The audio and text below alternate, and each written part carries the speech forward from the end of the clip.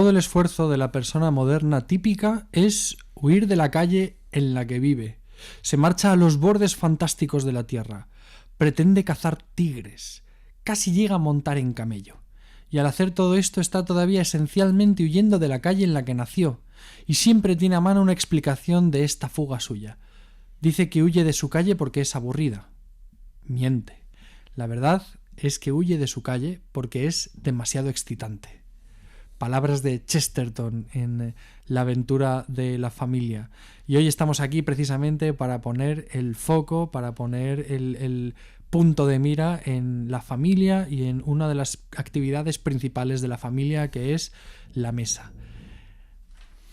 Somos Javier Rubio, que me acompaña aquí, la especie de inteligencia artificial hecha a base de la Suma Teológica de Santo Tomás de Aquino. Y Santiago Bell, el nieto de Kierkegaard, también llamado Capitán Dalroy, y estamos aquí en el Club Dalroy. Así es, Javier, vamos a hablar hoy de un tema que pues muchos estamos viviendo como una auténtica guerra de trincheras, sufriendo mucho porque tenemos hijos pequeños, y estamos hablando de la mesa familiar, que es, de alguna manera, creemos, y vamos a compartir nuestras ideas al respecto, creemos que es una especie de símbolo de lo que es la familia, en cierto sentido. O sea, se centraliza en la mesa familiar mucho de los bienes y de la maravilla que es una familia para el desarrollo, para la vida de una persona. Así que nos parece muy interesante tratar este tema. Tengo que decir también que es un tema que me lo sugirió en su momento que lo pensara una buena amiga de la universidad, Teresa López Monge, y Esther Blasco, otra también compañera de la Universidad Francisco Vitoria. Y bueno, pues a partir de esa invitación fue reflexionar sobre algunos de los temas que vamos a tratar hoy respecto a la mesa familiar, desde yéndonos un poquito a la antropología, a la historia, a la filosofía, a la teología, bueno, un poco de todo. Sí, bueno, también a nuestra experiencia, y sobre todo nuestra cotidiana, que es la batalla magnífica que tenemos que vivir y que se entabla todos los días en el comedor. Pero antes de eso, vamos a hacer un breve repaso a lo que significa el hogar, porque el hogar, la mesa donde nos encontramos todos como familia, en el fondo se encuentra en el hogar, y hay que entender bien, para poder entender bien la mesa hay que entender bien el hogar, y ahí contamos gracias a Dios con la experiencia de Santi, que es también un grandísimo fenomenólogo de la religión, así que nos puede decir cosas muy interesantes de dónde viene el hogar, la palabra y el concepto. Bueno, como sabéis, el hogar era el lugar dentro de la casa familiar, del pater familias en Roma, también en Grecia, donde se cocinaba, pero también se hacían los sacrificios. Era una especie de divinidad de la familia, ¿no? Donde la familia reunida de forma íntima hacía sus sacrificios a esta divinidad, al hogar, y era de alguna manera donde representaba también la composición orgánica de una unidad que es la familia. Pero esto viene de antes, de muchos años, siglos antes, y podemos rastrearlo incluso en el Paleolítico. En el momento en que el hombre empieza a domesticar, a hacerse con el uso del fuego.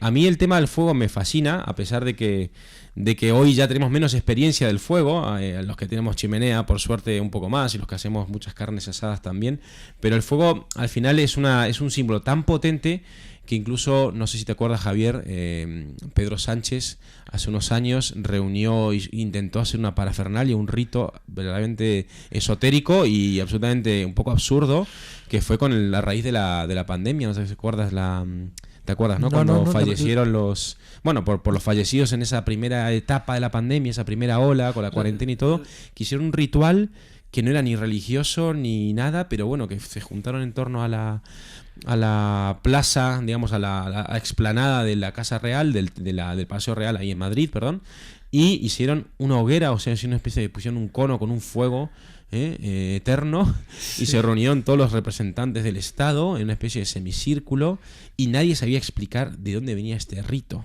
Es una cosa un poco absurda, ¿no? ¿Te acuerdas ya o no? Sí. O sea, me suena vagamente, no recuerdo el hecho concretamente, pero me suena vagamente. Y bueno, y es un hecho que, por lo demás, también ritualizamos muchísimo el fuego como símbolo. Efectivamente, el rito era absurdo. O sea, quiere decir, porque un rito necesita de una tradición, necesita de unos símbolos comunes, de unos significados compartidos. Y acá, por no querer hacer una misa, que hubiese sido lo más adecuado, normal, una ritualización de la muerte, como dice Javier, es fundamental. Siempre hemos ritualizado todo lo importante. Pues este rito creado artificial, pues era muy artificial y muy raro. Y sin embargo, yo creo que lo único que hicieron bien fue al menos coger un símbolo universal como es el fuego. O sea, el fuego tiene una potencia porque está desde los albores de la humanidad.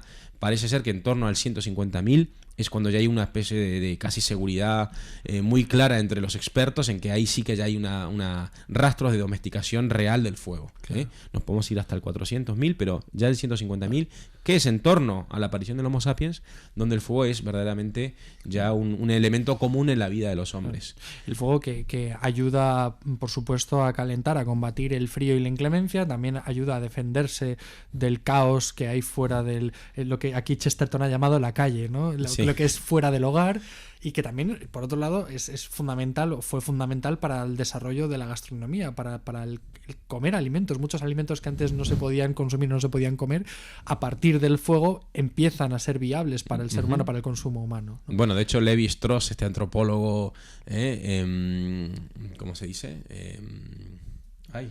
La corriente estructuralista, ¿no? Sí. Este antropólogo estructuralista venía a decir que el momento del fuego es una decadencia, ¿no? Porque nos saca del estado natural, del estado de animalidad, de inconsciencia, y a través de lo crudo y lo cocido que se parte esa especie de forma de vida animal, a través de lo cocido, y bueno, en fin, para él es un gran momento desastroso para lo que éramos, en esa especie de romantización de la vida preconsciente. Pero bueno, más allá de lo que dice Levi Strauss, efectivamente el fuego fue radical en el cambio humano, y eso se ve en cómo explota la cultura poco tiempo después de la domesticación del fuego, ¿no? Sí. Con las pinturas rupestres que empiezan a aparecer ya en el Paleolítico superior y el arte móvil, y de repente ya en poco tiempo tenemos ya el Neolítico, los asentamientos, las casas, etc. A mí lo que me parece interesante del fuego es una cosa que dice el antropólogo, el filósofo Higinio Marín en su obra Mundus. Higinio Marín comenta que una de las cosas que, claro, el fuego, como todo bien ha dicho Javier, pues permitía un montón de cosas, entre otras cosas, permitía pues eso, la protección contra las fieras, también facilitaba el proceso de digestión, aportaba más calorías, había mucho menos esfuerzo en la masticación y todo eso. Pero una cosa que permitió también es alargar la vida, el día y la vida, las dos cosas. Rompía un poco el tema de la oscuridad, pero también alargar la vida, porque las personas que no tenían dientes podían seguir alimentándose a base de carne cocida, de alimento cocido, ¿verdad? Entonces de repente tenemos ancianos que igual ya no pueden ir a cazar o no pueden ir a recolectar, que tienen que quedarse cuidando el fuego. Y con los ancianos, también aquellos que son los impedidos.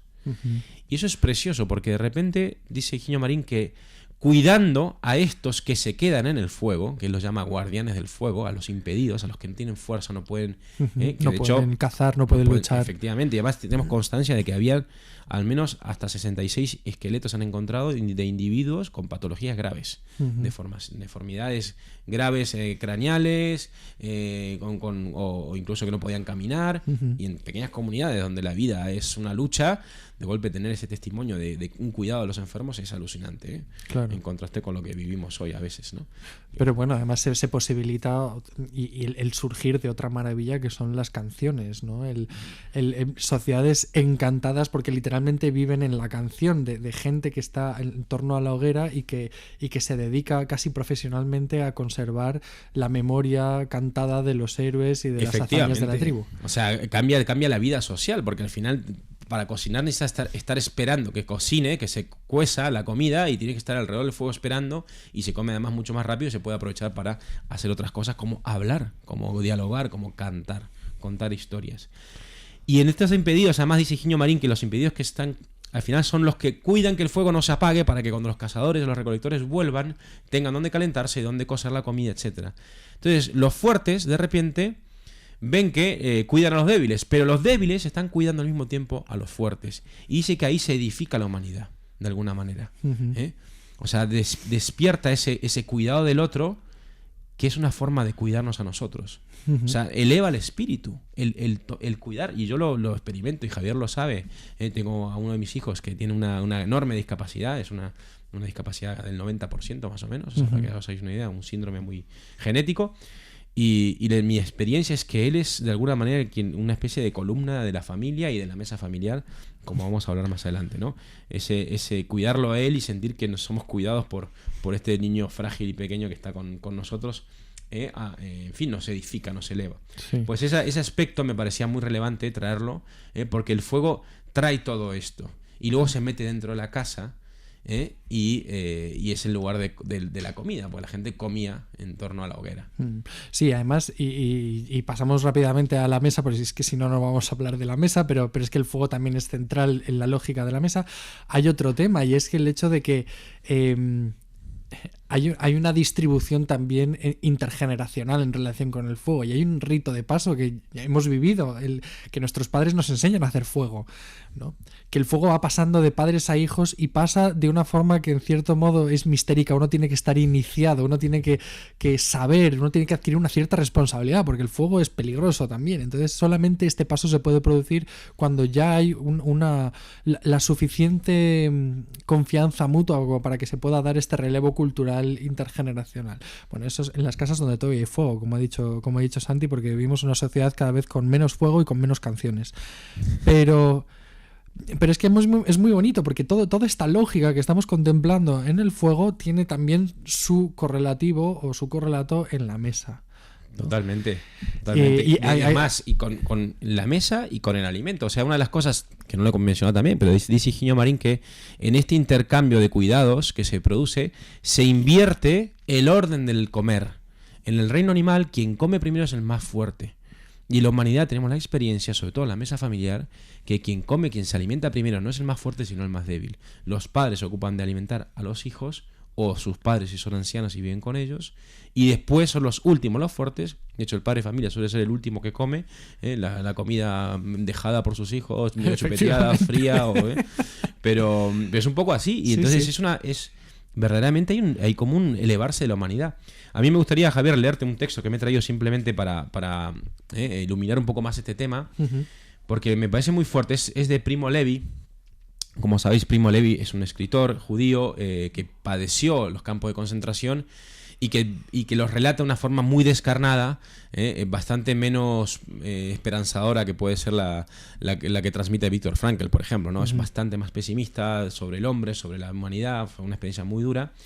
Y él narra que en el momento en que al final de la guerra los nazis tienen que abandonar el campo de concentración y se llevan a todos los hombres y mujeres que pueden caminar, en las marchas de la muerte, donde van a morir caminando muchos de ellos, y dejan solo a los moribundos y a los enfermos. O sea, abandonan a los débiles, hacen como el movimiento inverso que hizo nacer la humanidad, justo, de alguna manera.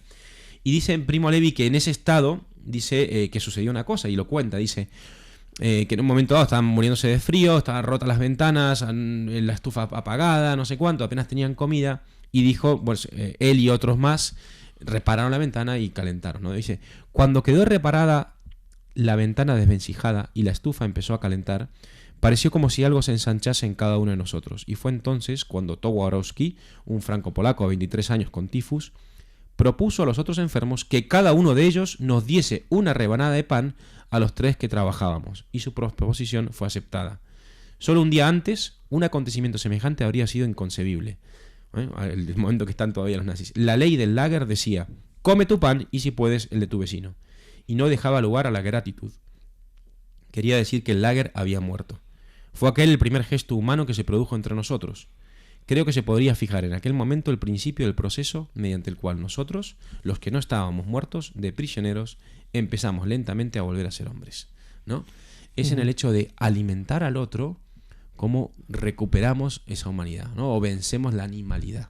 Ese de dándole un alimento al otro. Y esa es la experiencia de la que queremos hablar hoy con Javier. O sea, esa es la experiencia de la mesa familiar realmente.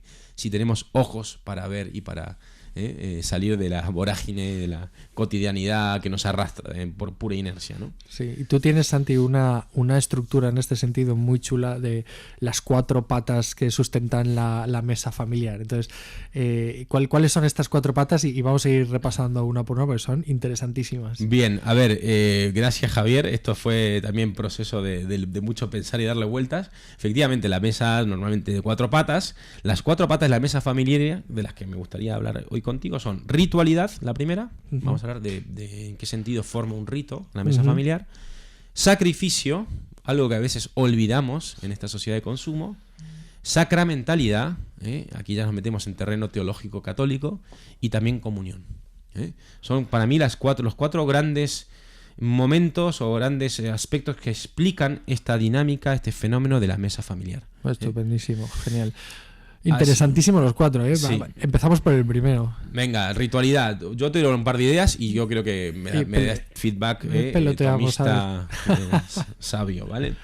Bien, el primero es la ritualidad. Sabemos que el rito, y esto Javier y yo le hemos hablado, nos encanta, el rito es fundamental para la vida. Necesitamos de los rituales. Yo la explicación que doy a los alumnos cuando hablo del rito es, digo, a ver, los niños pequeños necesitan rutina, ¿no? El rito es como el primo mayor de la rutina, ¿no? ¿Por qué necesita un niño pequeño rutina? Un niño de 2 años, o como tu hija, como Sofía, o como Felipe, que tiene ya 4, bueno, ya cumplió 5 ayer.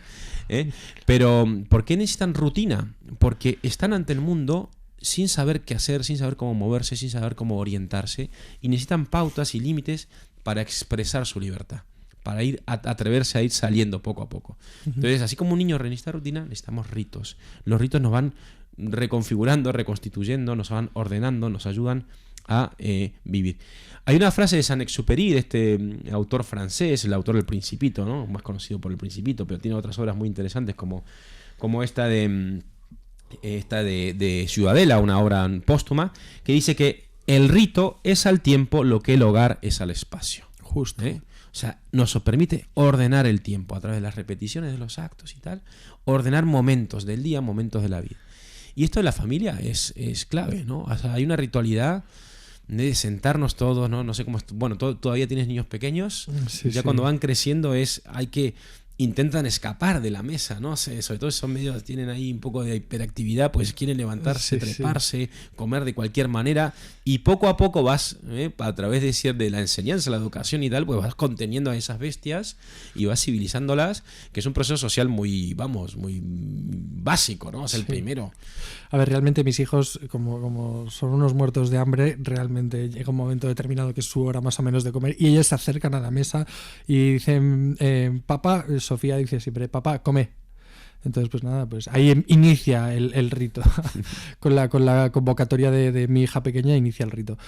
Pero es verdad que ellos poco a poco van aprendiendo, y hay veces que ellos quieren seguir jugando, y ellos van poco a poco comprendiendo que precisamente el límite del espacio dedicado, del tiempo dedicado al juego, es lo que da sentido al juego. O sea, que ellos tienen la oportunidad de disfrutar de ese momento porque tiene un límite y porque se acaba, y por lo tanto se debe aprovechar. Pero además es muy bonito el analizar en la convocatoria, el inicio del rito desde este punto de vista, porque y ellos lo saben, es de alguna forma como una especie de principio escatológico, una especie de principio del fin. Ellos saben que en el momento en el que se sientan a comer, se anuncia la siesta, y en el momento en el que se sientan a cenar, se anuncia el dormir.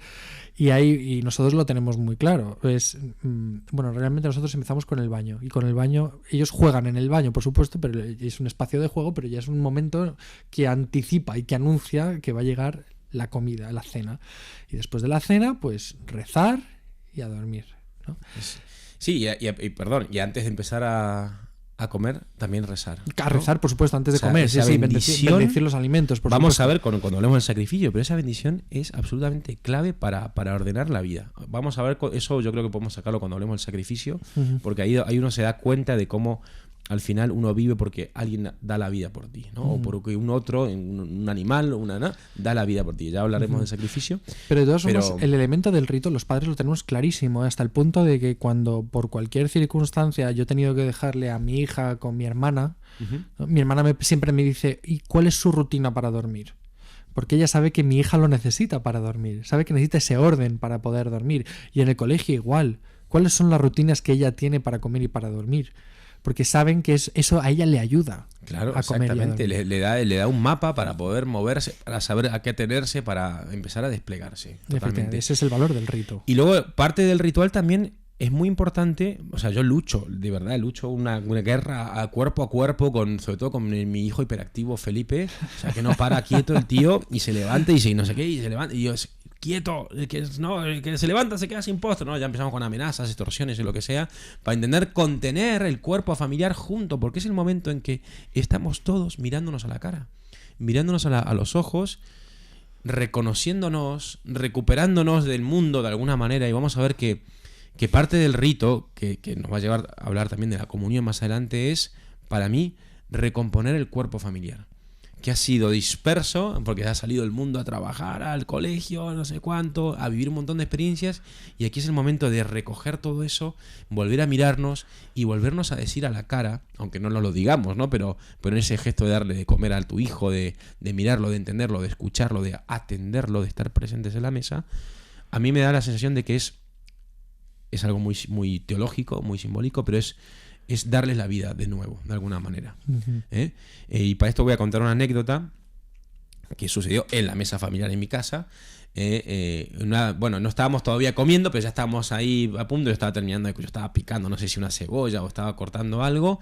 Estaba mi mujer dando de comer a la beba, porque es verdad que la beba de todavía con un año no participa de momento del rito, no ha sido iniciada. Entonces come cuando tiene hambre.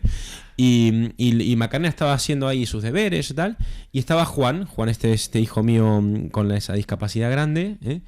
Y entonces en un momento dado escucho que Macarena le dice a mi mujer, a Gemma, le dice: mamá, Macarena ya tiene 7 años, ya sabe que Juan es un hermano especial que ella tiene. Entonces le pregunto: mamá, ¿Juanito se va a morir pronto? ¿No? Y entonces, no sé si te lo había contado ya, pero bueno, le preguntó eso así de la nada, ¿no? Y fue como, bueno, Gemma, no se va a morir pronto. Y de hecho, bueno, el síndrome de Juan, por suerte, es un síndrome que tiene una larga trayectoria. Entonces, Juan va a vivir muchos años y va a estar muchos años con nosotros y no sé qué, no sé cuánto. Y entonces Macarena, la siguiente pregunta fue: bueno, ¿y cuando se vaya al cielo, cómo va a ser Juan? No sé si es que de dónde sacó esta pregunta, de dónde se surgió. Y entonces aquí tengo que hacer un paréntesis, porque Macarena es muy chistosa. Yo digo que es una teóloga en potencia, o una hacedora de herejes, porque generalmente nos pone en aprietos, nos hace unas preguntas teológicas súper profundas. Nos hizo una vez una pregunta sobre la naturaleza humana y divina de Cristo y la relación con la Trinidad y tal. O sea, pero fue por Jesús y es Dios, pero luego Dios Padre y... Bueno, claro, empezamos mi mujer y yo a intentar explicarle. Le hicimos esquemas, dibujos, ensayamos como 5 explicaciones distintas. Y terminamos y bueno, ella se quedó ahí y le digo a mi mujer: oye, hemos sido monofisitas, nestorianos, arrianos, hasta socinianos. O sea, una cosa espectacular la cantidad de herejías que nos sacó esa vez. Pero bueno, esta vez pregunta esto, y esta pregunta de cómo va a ser Juan en el cielo. Entonces mi mujer, en un rapto así de madre que sabe que vivimos en una realidad... precaria en esta existencia transida de pecado y que la plenitud está en la escatología, ¿no? Y tal. Le dice: bueno, pues Juan lo vas a ver y va a llegar corriendo. Juan no camina. Y te va a decir no sé qué y te va a abrazar y Juan no habla. Y entonces, diciéndole todo esto, Macarena dice: espera, mamá, espera. Yo no quiero que Juan cambie, ¿no? Y es una forma muy profunda de expresar lo que es la familia. Es ese lugar donde alguien te dice: yo quiero que seas tú. Yo quiero que seas tú. No que seas más perfecto ni... Hombre, claro que nos interesa que nuestros hijos crezcan y desarrollen todas sus potencias, pero queremos que sean lo más posible ellos, ¿no? Sí mismos. O sea, no es un producto, no, quiero que seas tú. Y esa forma de decirlo a Macarena, a su hermano mudo, sin caminar y tal, yo no quiero que cambie. En el fondo expresaba este amor por la realidad del otro, ¿no? Que es un eco, y ahí nos soltamos a la teología si quieres, pero es un eco del acto amoroso y creador que da la vida y que da el ser de Dios a cada uno de nosotros, ¿no? Entonces me parecía un eco, un icono, que siempre me encanta hablar de icono de la familia, de lo que es la familia, como icono del amor de Dios, ¿no? Efectivamente. Y todo esto es parte del rito de estar mirándonos, de estar hablando, de estar contándonos historias. Efectivamente, historias que revelan en el fondo quiénes somos, ¿no? Y es, en ese sentido, la mesa familiar también es un lugar privilegiado para descubrirnos unos a otros tal y como somos, ¿no? Y además con nuestra familia, que yo digo nuestra familia es casi como nuestro espejo, ¿no? Es muy difícil engañarlos, porque es que nos han conocido desde pequeños, nos hemos conocido desde pequeños, nos conocemos nuestras miserias, nos conocemos nuestras limitaciones, conocemos también nuestras cosas buenas. Entonces, claro, tratar de cualquier tipo de impostura en la mesa del comedor, delante de la mirada de tu madre o de tu hermana o de tus hijos, es como tratar de engañarte al espejo. O sea, no funciona. Sí, sería muy trágico tener que fingir que eres otro en la mesa familiar, ¿no? Ojalá que nunca nos pase, ¿no? Efectivamente. Sí. Y luego además, no sé si en tu casa, pero por ejemplo, la ritualidad no solamente es diaria en ese sentido, sino que también es semanal. Hay una comida especial los domingos, Totalmente. que es con Sí, la sí, familia amplia, en nuestro caso. Pero luego también hay comidas especiales el día del santo y del cumpleaños, que la elige la comida Sí, el, sí, el, sí, sí. el- Esas son la las tradiciones persona. que cada familia va incorporando y que Efectivamente. forman parte de esa historia familiar y esa intimidad. Y que conforman también un rito anual que es muy interesante. Y ya esperamos que llegue el cumpleaños de mi hermano Miguel para poder comer tal, y porque sabemos que va a pedir esta tarta y sabemos que lo vamos a celebrar de esa manera. Y es verdad que nos estamos saltando de vuelta. A ver, las patas se van saltando porque se salta a la comunión, a la fiesta. ¿Eh? Ujú. Porque claro, en un cumpleaños que es, ayer fue el cumpleaños de Felipe. O sea, él se sentía la persona más importante del mundo. Y lo era. Y lo era. Y le aplaudíamos y le cantábamos. Y estaba, claro, es una afirmación de un otro, ¿no? Que te sostiene, ¿eh? en el ser, de alguna manera. Apoyados, evidentemente, en quien realmente te sostiene, ¿no? Pero es una necesidad que tenemos para encontrarnos a nosotros mismos, de una seguridad, de una afirmación de que el otro me da, que la familia se da de forma natural y que es un espejo, que es un icono de la creación, ¿no? Del acto creador de Dios. Efectivamente. Bueno, vamos a pasar al Vamos elemento al del siguiente. sacrificio, porque si no, no ¿Cómo acabamos. vamos? Bien, Venga. Vamos al sacrificio. A ver, sacrificio, este es un tema que daría para... Ya hablaremos con Ángel Barahona sobre el sacrificio y René Girard y todo esto, pero vamos a centrarnos ahora en un aspecto, digamos, también que está en el principio de los tiempos. O sea, el primer hombre, a mí me sorprende mucho cuando me pongo a estudiar el tema de las pinturas rupestres, del arte parietal, cuando encuentras esas figuras zoomorfas, ¿no? De una especie de hombre, creo que tiene un rostro de un ciervo, o que tiene un cuerpo de león y el rostro... No. Entonces se mezcla la figura, un híbrido entre el hombre y el animal, ¿no? Y también pasa también con el tema del totemismo, con las religiones totémicas, donde el hombre se siente antepasado de un animal o de un vegetal, que en el fondo normalmente forma parte de la dieta, aunque sea de forma puntual en una fiesta secreta o lo que sea, ¿no?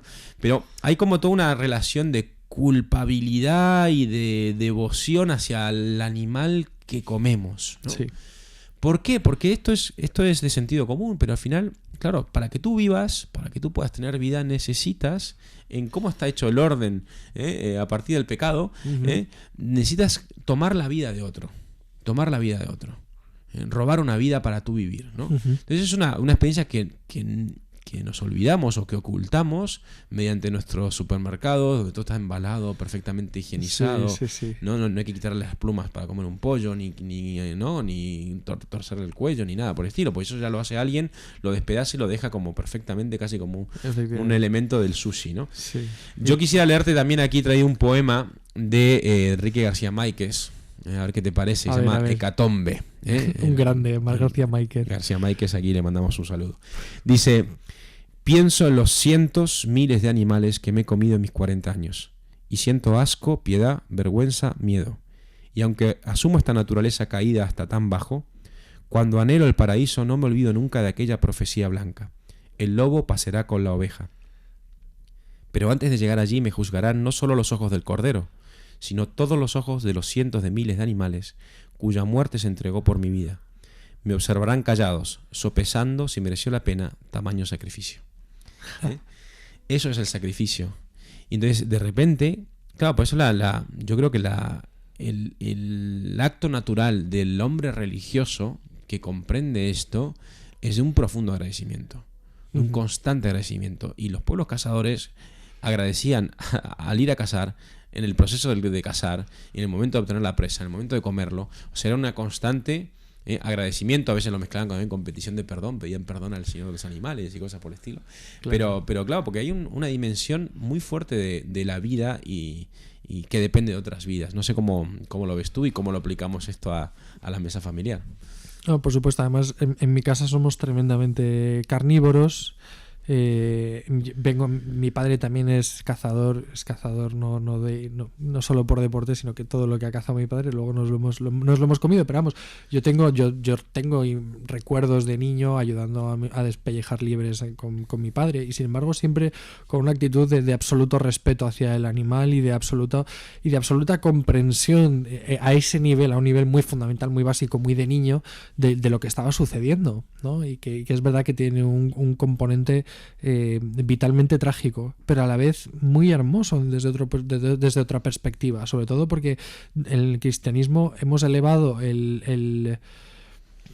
todos los sacrificios que realizamos o que se realizan los quedan completamente subordinados al sacrificio de Cristo en la Eucaristía, ¿no? Que es la mesa de la comunión única y definitiva compartida por todos los fieles, en torno a la cual pues todos somos la familia de la Iglesia creyente que camina hacia la salvación, ¿no?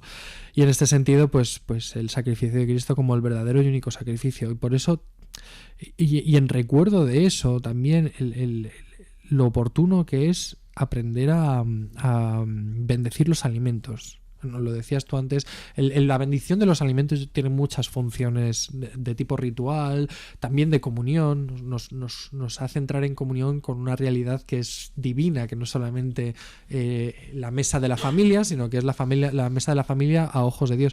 Pero también la bendición es en cierto modo una acción de gracias por los alimentos, ¿no? Porque comprendemos que es Dios el que nos los ha proporcionado, y por lo tanto es a Él a quien debemos dar gracias y bendecir el sacrificio, es decir, hacer que ese sacrificio tenga valor no por nuestros propios méritos, sino porque es bajo la mirada de Dios que nos alimenta, ¿no?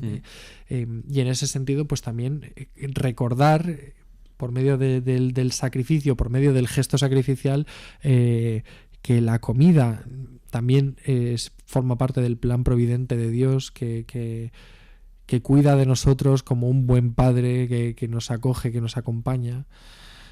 Pero vamos, sobre todo el valor eucarístico, a mí me parece clarísimo. Nosotros somos capaces de comprender la Eucaristía, el valor sacrificial de la Eucaristía y su valor alimenticio desde una perspectiva de dinamismo de la gracia, un dinamismo espiritual, sobre todo, no solo es pan, también nos alimenta, ¿no?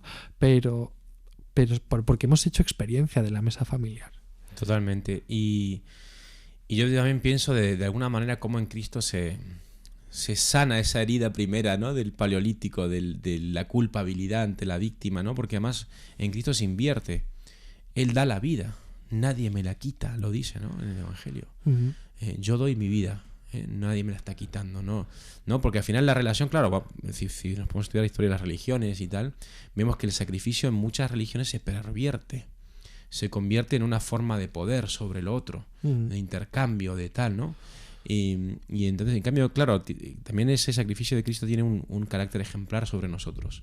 Y nos invita a ese dar la vida, en no querer tomarla, ¿no? de los demás, no querer explotar al otro, no querer proyectar mis frustraciones en mis hijos, sino al contrario, dar la vida y al mismo tiempo recibirla en ese darla, ¿no? O sea, es como una dinámica completamente antiperversa del sacrificio. Y por otro lado también, en el otro extremo, y esto es un comentario un poco tangencial porque no tiene tanto que ver con nuestro tema, pero es verdad que lo que tú comentabas antes, el vivir en una sociedad de productos envasados y de supermercados nos ha conducido por otro lado a personificar a los animales hasta extremos que son completamente absurdos, ¿no? Y el equiparar el rango moral o el rango vital del trato humano con el del trato hacia los animales.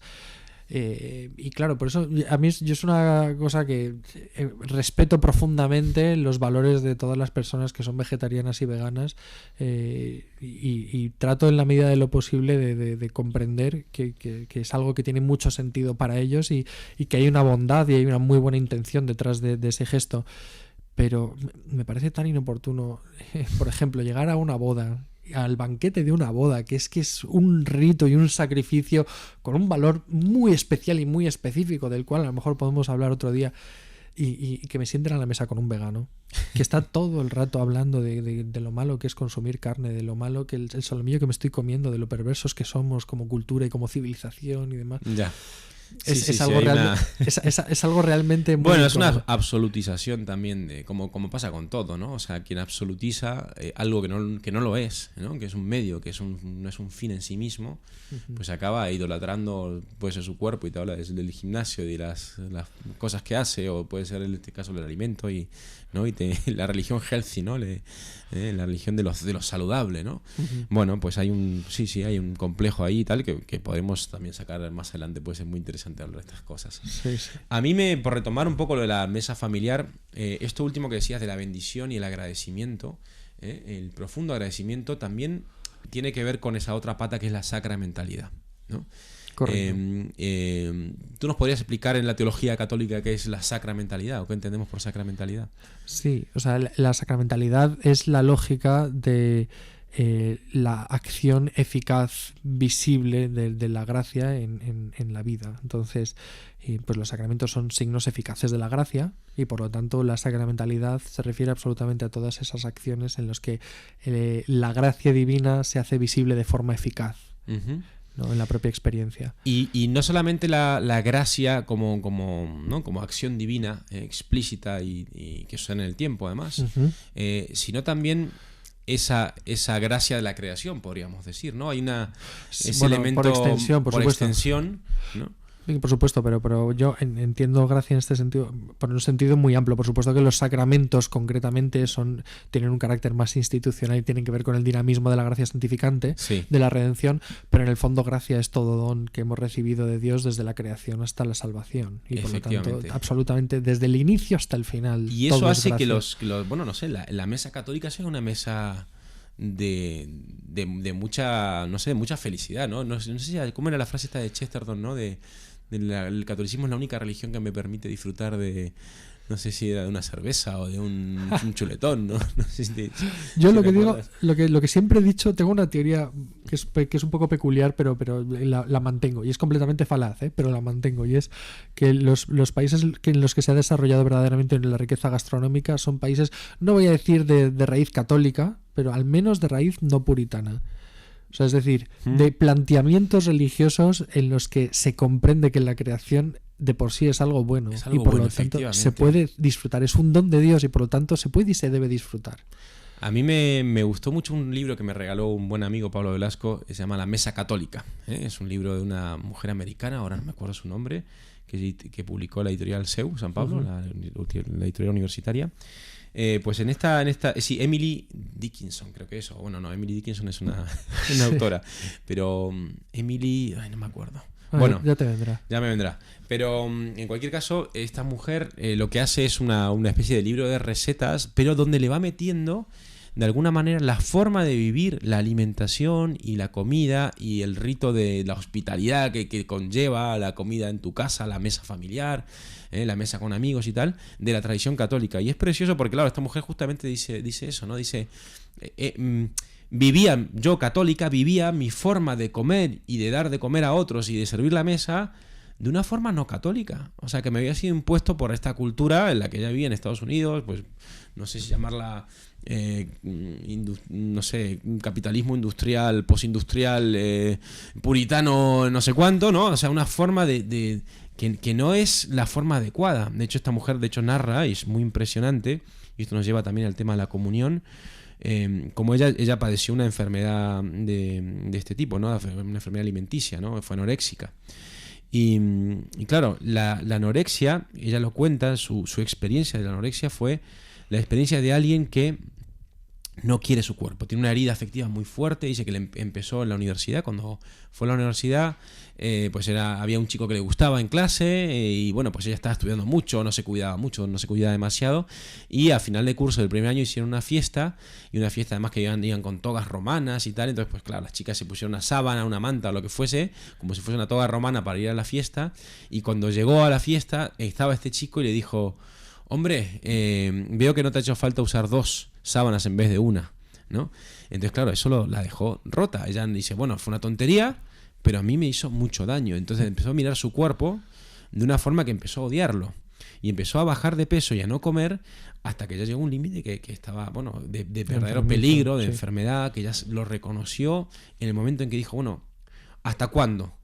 o sea, me quito 1 kilo más, vale, pero ¿cuál va a ser el último kilo que me voy a quitar? Y se dio cuenta que es que por ella, que por la dinámica que llevaba, lo que quería era quitarse todo, desaparecer, no ser, ¿no?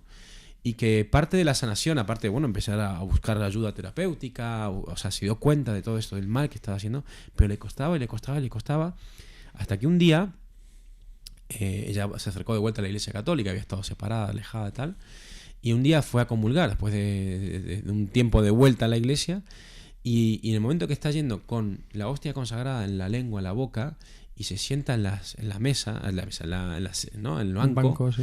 Dice que en ese momento se tuvo una inspiración del Espíritu Santo que le decía, o sea, Dios mismo quiere hacerse uno con mi cuerpo, con este cuerpo que yo odio. Este Dios que me ama a este cuerpo que yo quiero hacer desaparecer. Y quiere ser uno con mi cuerpo, ¿no? Y esa fue la experiencia de comunión muy profunda que dice que le ayudó, realmente fue un verdadero cambio en su vivencia total de los alimentos, de la sacramentalidad. Emily Stimson Chapman. Eso, Stimson, bueno, Dickinson, dije, bueno, ya me fui un poquito ahí al romanticismo, pero Stimson, vale. Pues esto es muy bonito. Fíjate, yo ahora estoy haciendo una investigación personal sobre el tema del sufrimiento de Dios. Yo creo que eso también te lo he comentado, si podemos decir que Dios sufre o no sufre y en qué medida. Y claro, hay una dimensión de este estudio que es muy interesante y es precisamente la dimensión eucarística sacramental comunional, ¿no? El decir, o comunicativa. El decir es que, claro, Cristo no fue mujer, fue hombre. Cristo no fue un lisiado, ¿no? Sabemos por lo que conocemos del Evangelio y de los estudios, incluso de la Sábana Santa, pues que era un hombre bastante apuesto, bastante alto, fuerte. Y claro, Cristo no sufrió cáncer, que nosotros sepamos. Cristo no tuvo migrañas, que nosotros sepamos. Pero al hacerse comunión, al hacerse uno con se hace uno con los enfermos, se hace uno con las mujeres, se hace uno. Y es precisamente la comunión el misterio misterio sacramental en el que mejor se manifiesta que Cristo es la cabeza del cuerpo místico, de ese cuerpo que se reúne en esta mesa a celebrar la fiesta de la Eucaristía, ¿no? Tocando un poco todos los palos que hemos ido tocando. Y es en la Eucaristía donde Dios asume de alguna forma. Claro, si hablamos en términos de teología fundamental o de metafísica, pues es difícilmente defendible que Dios sufra. O habrá que matizar en qué consiste el sufrimiento de Dios, que por ser perfecto obviamente no se puede predicar de él ninguna imperfección, pero al considerar la naturaleza humana de Cristo por un lado y por otro la sacramentalidad, la comunión, cómo Dios ha decidido formar parte de nuestra vida, unirse a nosotros, ahí descubrimos que efectivamente Dios comparte nuestro sufrimiento, Dios comparte nuestra condición, sea la que sea. Bueno, es que es alucinante, ¿eh? A mí esta imagen, esto que acabas de contar, y la imagen de Emily Stimson, en su anorexia comulgando y dándose cuenta de esto, y claro, en su caso fue una herida que fue sanada, fue verdaderamente tocada por la gracia. Y bueno, volviendo a la mesa familiar, en el fondo es eso, es un espejo también de esa comunión. Y eso lo vemos en la fiesta, lo vemos en el cumpleaños, lo vemos en la Navidad, lo vemos en los domingos después de misa, cuando nos juntamos con tal. Y yo creo que ya vamos terminando, ya que no sé cómo vamos de tiempo, pero creo que ya va siendo la hora. Ya va siendo la hora, sí, pero es que es un tema chulísimo. Es un tema chulísimo.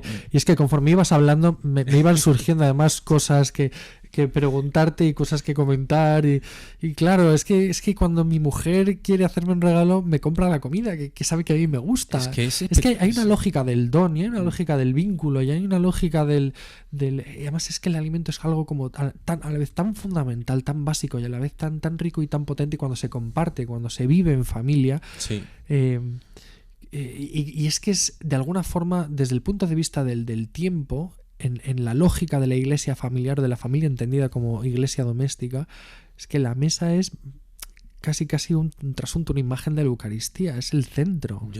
Bueno, esa fue mi conclusión, es un símbolo de la Eucaristía, es un símbolo eucarístico de alguna manera la mesa familiar.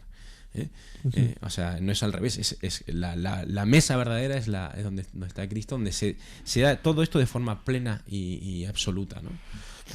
Pero en ese pequeño reflejo que es la familia, cuando es una familia que de verdad se pone en las manos de Dios y se deja embargar por todo esto y los padres nos damos cuenta y abrimos los ojos, es que es una maravilla, por eso cuando no está, cuando los padres no estamos, ¿no? Y cuando la familia está muy herida, es tan doloroso también, Así que nada, ya sabéis, hay que apagar la televisión, no poner nunca la televisión en la cocina o al lado de la mesa familiar, o en ese momento no, porque es el momento de recuperar a todos los miembros que se han ido por el mundo, que vuelven a sentarse, que se miran a los ojos, que se dan el alimento mutuamente, que se cuidan unos de otros, que se dicen a la cara yo quiero que seas tú, y comparten su vida y se van desvelando. Y como dice Gregorio Luri, este filósofo y pedagogo, la familia es un chollo psicológico, ¿no? Una buena familia es un chollo psicológico, porque a pesar de todo, donde no nos tenemos que esconder y a pesar de nuestras miserias, somos queridos, somos sostenidos por el fondo, por el amor que nos envuelve. Pues para ir terminando, Santi, si quieres, por continuar con nuestras tradiciones, recomendamos libros sobre la mesa familiar o sobre alguno de los temas que hemos tocado. Yo creo que ya he hecho un libro, que eso de verdad que lo recomiendo mucho. Además también trata temas como el ayuno, la hospitalidad y tal, que es este libro de Emily Stimson, la mesa católica, está por la editorial SEU, San Pablo.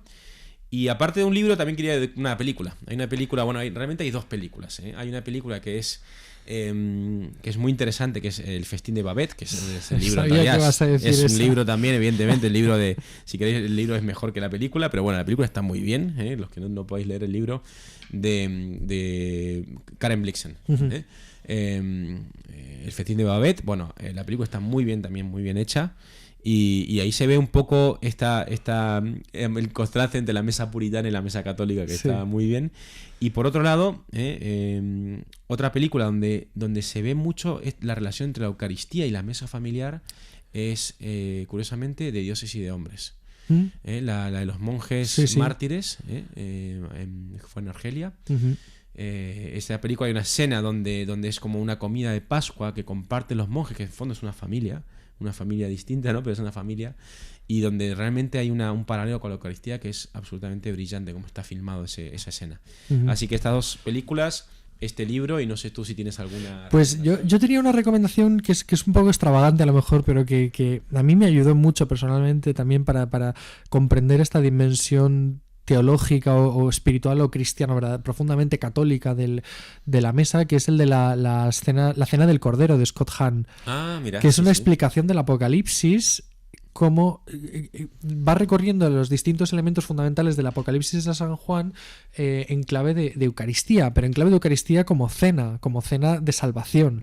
Y a mí es un libro que teniendo en cuenta esta clave, que es una especie de explicación simbólica del Apocalipsis en clave eucarístico y en clave de Eucaristía como comida de la Iglesia, que compartimos todos los fieles de la Iglesia, pues es un libro que me ha ayudado muchísimo a comprender mejor el valor de la mesa familiar.